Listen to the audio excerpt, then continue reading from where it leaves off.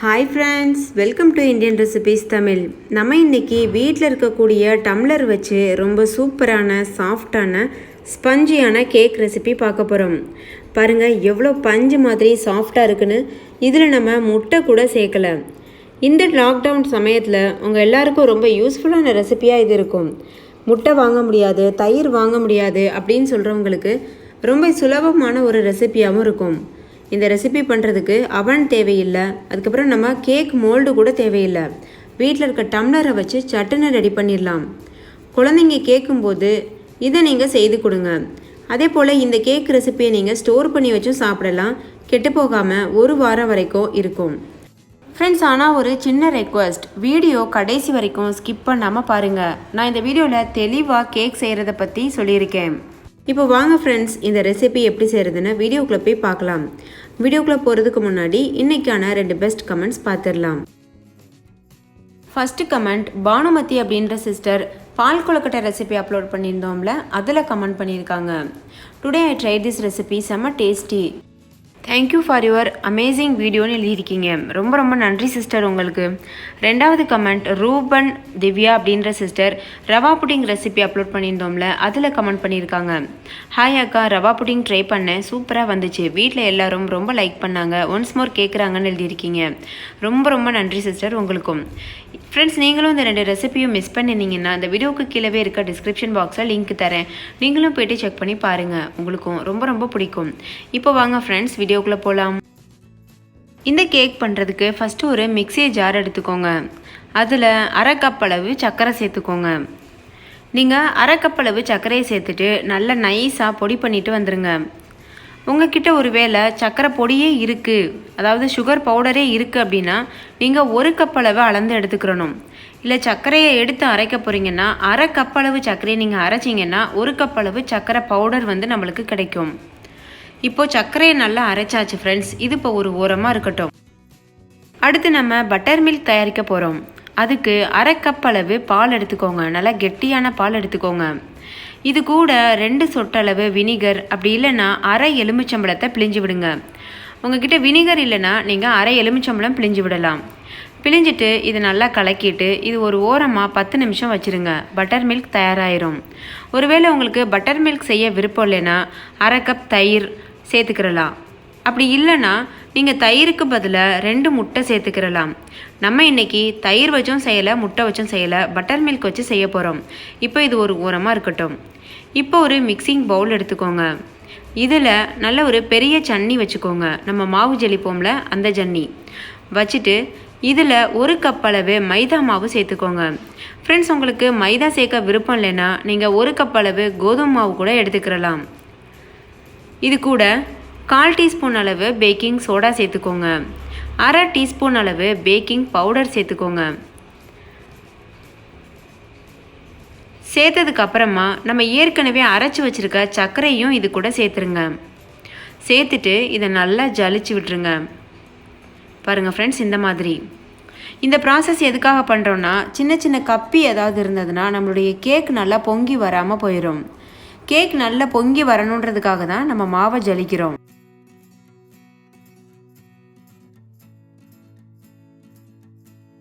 இப்போ பாருங்கள் ஃப்ரெண்ட்ஸ், மாவு நல்லா ஜலிச்சாச்சு. இது கூட நம்ம இப்போ எண்ணெய் சேர்க்க போகிறோம். நான் 1/4 கப் அளவு எண்ணெய் சேர்க்குறேன். நீங்கள் எண்ணெய் சேர்க்க விருப்பம் இல்லைன்னா 1/4 கப் அளவு உருக்கின நெய், அப்படி இல்லைன்னா உருக்கின பட்டர் கூட சேர்த்துக்கிறலாம். இது கூடவே 1/4 கப் அளவு கெட்டியான பால் சேர்த்துக்கோங்க. இது கூட நம்ம ஏற்கனவே செய்து வச்சுருக்க பட்டர் மில்கையும் சேர்த்துடலாம். பாருங்கள், பட்டர் மில்க் எப்படி சூப்பராக தயாராக இருக்குது, நல்லா திரியாக தயிர் மாதிரி இருக்கும். இதையும் சேர்த்துட்டு நல்லா கலந்துக்கோங்க.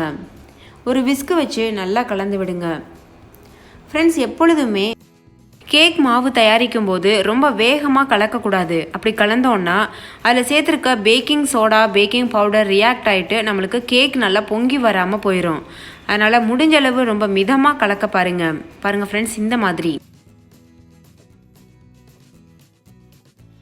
கேக் மாவு நல்லா கலந்ததுக்கு அப்புறமா இது ஒரு ஓரமாக வச்சுருங்க. இப்போ ஒரு 1/4 கப் அளவு டூட்டி ஃப்ரூட்டி எடுத்துக்கோங்க.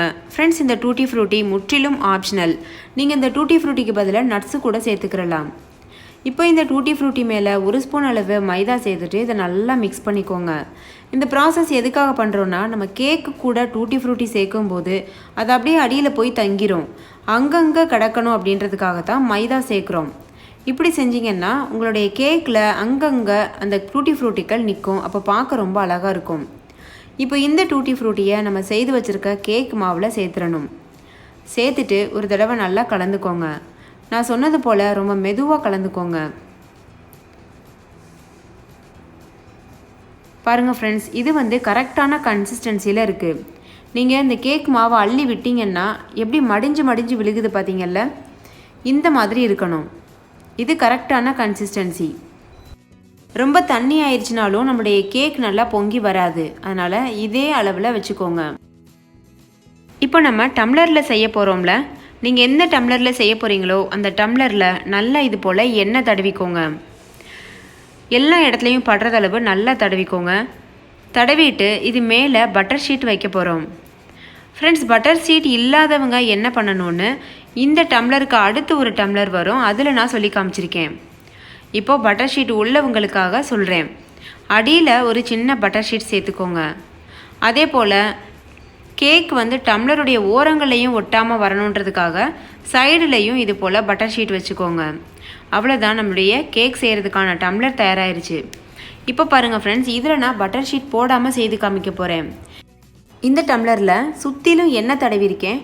அதுக்கப்புறமா மைதா மாவு சேர்த்து நல்லா எல்லா இடத்துலையும் படுறதளவுக்கு அந்த மைதா மாவை பரத்தி விட்டுருக்கேன். இந்த மைதா மாவு உங்களுக்கு பட்டர் ஷீட் மாதிரி வேலை பார்க்கும். அவ்வளோதான் ஃப்ரெண்ட்ஸ், நம்முடைய கேக் செய்கிறதுக்கான டம்ளர் தயாராக இருக்குது. இதில் நம்ம செய்து வச்சுருக்க கேக் மாவை கரெக்டாக அளந்து 1/4 கப் அளவு சேர்த்துக்கோங்க.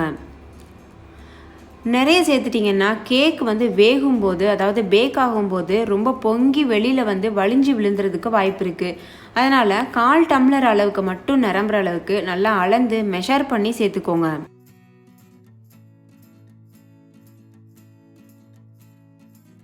பாருங்கள் ஃப்ரெண்ட்ஸ், எந்த டம்ளரில் நீங்கள் கேக் செய்ய போகிறீங்களோ அந்த டம்ளரில் இந்த அளவுக்கு கேக் மாவு இருந்தால் கரெக்டாக இருக்கும்.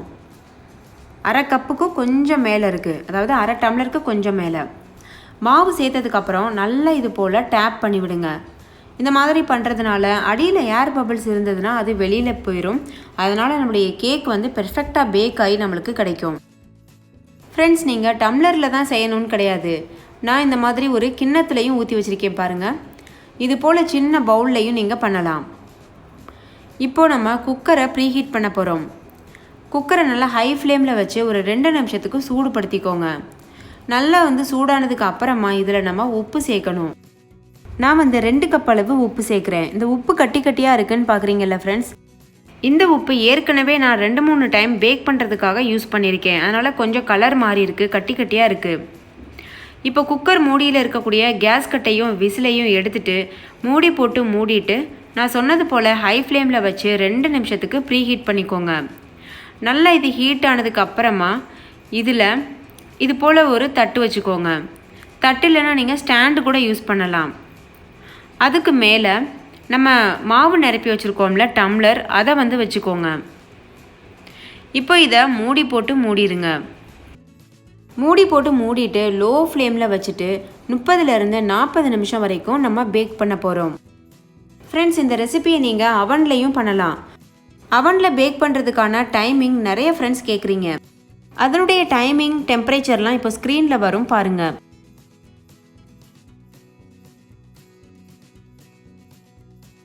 ஃப்ரெண்ட்ஸ், இப்போ பாருங்கள் 35 நிமிஷம் ஆயிடுச்சு. நம்முடைய கேக்கு பெர்ஃபெக்டாக பேக் ஆகிருக்கு. இது போல் ஒரு சின்ன கத்தியை உள்ளே விட்டு பார்த்தீங்கன்னா மாவு ஒட்டாமல் வரும். அப்படி வந்ததுன்னா நம்மளுடைய கேக் சூப்பராக தயாராகிருக்குன்னு அர்த்தம். ஒருவேளை மாவு ஒட்டிட்டு வந்ததுன்னா மறுபடிக்கும் லோ ஃப்ளேமில் வச்சு இன்னும் ஒரு 10 நிமிஷத்துக்கு வேக வைங்க. அப்போ உங்களுக்கு கரெக்டாக வரும். இப்போ நம்முடைய கேக் சூப்பராக தயாராகிருக்கு. இதை நம்ம கட் பண்ண ஆரம்பிச்சிடலாம். பாருங்கள் ஃப்ரெண்ட்ஸ், எவ்வளோ அருமையாக வெளியில் வருது. லேசாக நீங்கள் கவுத்துனீங்கனாலே அது அப்படியே வெளியில் வந்துடும்.